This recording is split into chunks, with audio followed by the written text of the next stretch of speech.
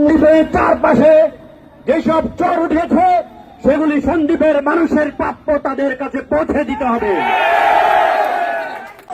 আমার কোন সন্দ্বীপের মানুষ ক্ষুধার্ত থাকতে পারে না।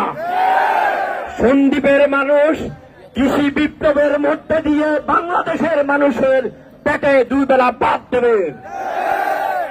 আমরা আপনাদেরকে আরো বলে যেতে চাই, এখনো বাংলাদেশের সন্ত্রাসীদের সে আওয়ামী দুঃশাসনের সহায়তায় একটি ইসলামী রাজনৈতিক দলের ছত্রছায়ায় এদেশে একটি অশান্তি সৃষ্টি করার যে পাইতারা করেছে, আমরা তা প্রতিহত করে ছাড়বো ইনশাআল্লাহ। আজান দেওয়ার জন্য আজকে আমি এই সমাবেশ এখানে সমাপ্ত করে ঘোষণা করছি। আপনাদের সবাইকে ধন্যবাদ। আসসালামু আলাইকুম। বাংলাদেশ জিন্দাবাদ।